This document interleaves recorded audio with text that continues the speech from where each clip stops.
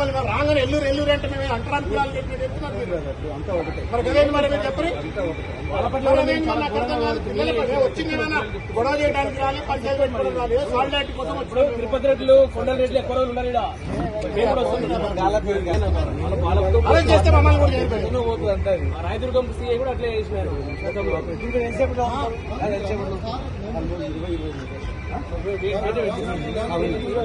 ఎందుకంటే మీ ఆఫీసర్ పంపులు మరి మీ దగ్గర కూర్చోవద్దా పోలీస్ స్టేషన్ తప్పైనా మేము ప్రజాప్రతినిధులు కదా. అవునండి మీ రూమ్ లో కూర్చుంటాం సార్, మీ క్యాబిన్ లో కూర్చుంటాం, మీ క్యాబిన్ లో కూర్చుంటాం. రండి మరి గద్దా రాను సీనన్నా కూర్చో మీరేళ్ళు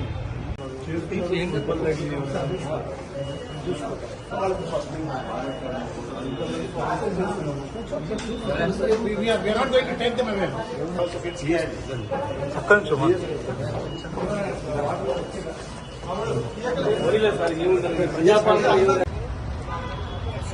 ప్రజాస్వామిక హక్కుల కోసం, రాజ్యాంగ విలువల కోసం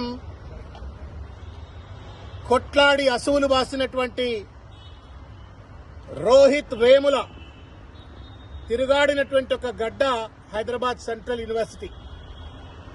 అటువంటి హైదరాబాద్ సెంట్రల్ యూనివర్సిటీ మేధావులు తిరుగాడే గడ్డ.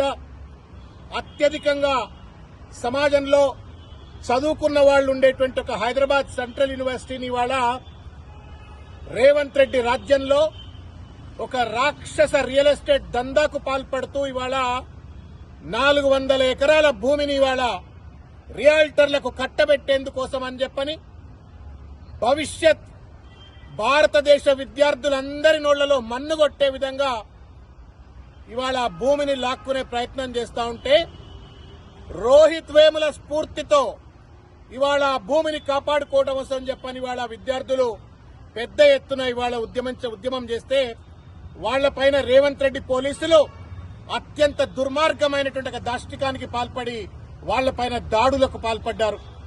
మహిళలు అని చెప్పి చూడకుండా, మహిళా కానిస్టేబుల్ కూడా లేకుండా వాళ్లను అరెస్ట్ చేసినారు.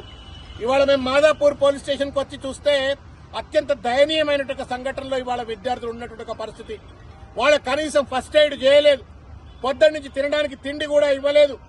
వాళ్ళు చేసినటువంటి ఒక నేరం ఏందయ్యా అంటే, మా భూములు మాకు కావాలా అని చెప్పని వాళ్ళు ఈ విద్యార్థులకు చెందిన భూములు అప్పుడెప్పుడో 2300 ఎకరాల భూములు మా భవిష్యత్తు కోసం అని చెప్పించిండ్రు. మీ రియల్ ఎస్టేట్ దందా కోసం కాదు రేవంత్ రెడ్డి, మా భూములు మాకు కావాలా అంటే పోలీసుల పదగట్టాల కింద ఇవాళ ప్రజాస్వామిక హక్కును, విద్యార్థుల హక్కులను, విద్యార్థుల భవిష్యత్తును కాలరాసే విధంగా అరెస్ట్ చేసి వాళ్ళని ఇవాళ నానా హింసలకు పాల్పడే ఒక ప్రయత్నం చేస్తా ఉన్నారు. ఇదే విధంగా ఇవాళ రాయదుర్గం పోలీస్ స్టేషన్ లో ఇవాళ కొంతమంది విద్యార్థులు ఉన్నారు. గచ్చిబౌలి పోలీస్ స్టేషన్ లో కొంతమంది విద్యార్థులు ఉన్నారు. హెచ్సీ ఎదురుగా ఇవాళ ఇప్పుడే దాదాపు 200-300 మంది విద్యార్థులు ఇవాళ నిరాహార దీక్షలు చేస్తా ఉన్నారు, ధర్నాలు చేస్తా ఉన్నారు.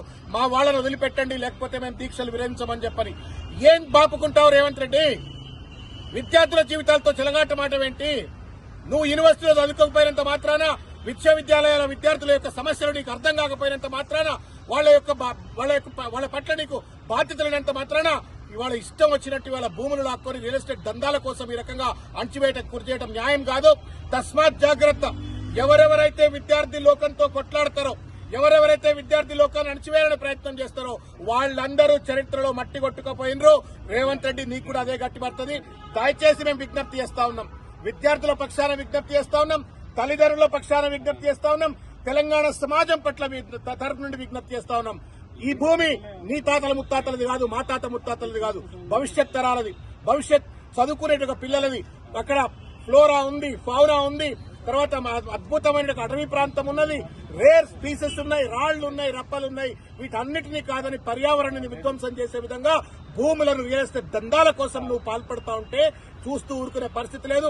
మేము వెంటనే పోలీసు వారికి కూడా విజ్ఞప్తి చేస్తా ఉన్నాం, చేతులెత్తి నమస్కారం చేసి. ఆ పిల్లలంతా పోస్ట్ గ్రాడ్యుయేట్ స్టూడెంట్లు, ఎంఫిల్, పీహెచ్డీలు చదువుకున్నటువంటి వాళ్ళు, దేశంలో నలుమూల ప్రాంతాల నుంచి వచ్చినటువంటి వాళ్ళు, అంతంత హై క్వాలిఫైడ్ విద్యార్థులను పోలీస్ స్టేషన్లో కింద కూర్చోబెట్టడము, వాళ్ళ పట్ల దాష్టికంగా వ్యవహరించడము న్యాయం కాదు.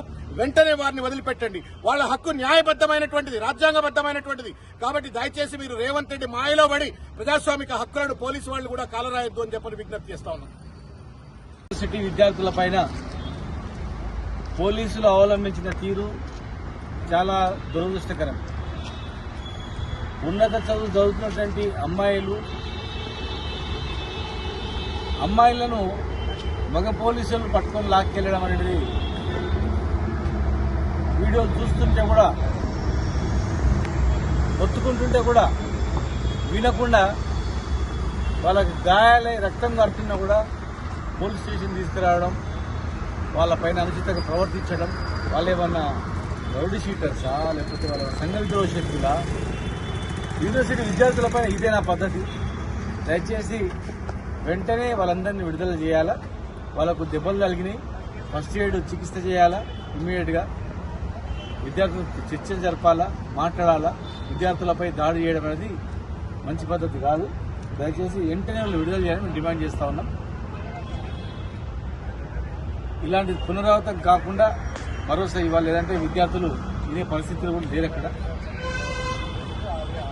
దీన్ని ప్రతి ఒక్కరు కూడా ఒక మానవీయ కోణంలో ఆలోచన చేయాలి. ఇప్పుడు ఇంక అవసరం తీరింది కదా అని చెప్పి విద్యార్థులను ఇష్టానుసారంగా వివరించడం, ఉస్మానియా యూనివర్సిటీలో నిషేధించడం, ఇక్కడ సెంట్రల్ యూనివర్సిటీ మీరు మాట్లాడే హక్కే లేదని చెప్పడం అనేది ప్రజాస్వామ్యంలో మాట్లాడే హక్కు, నిరసన తెలిపే హక్కు రాజ్యాంగమే కల్పించింది. దాన్ని మీరు కావాలని చెప్పి వాళ్ళని ఈడ్చుకొచ్చి రక్తాలు గారినట్టు చేసి పోలీస్ స్టేషన్లో పడేసి కింద కూర్చుని పెట్టి ఏదో స్ట్రీట్ రౌడీల టైప్లో వాళ్ళు ప్రవర్తించడం చాలా బాధాకరం. ఖచ్చితంగా వెంటనే విడుదల చేయకపోతే మేము వాళ్ళ తరఫున అన్ని రకాలుగా వాళ్ళకి సపోర్ట్ చేస్తాం, వాళ్ళ తరఫున పోరాడడానికి సిద్ధం.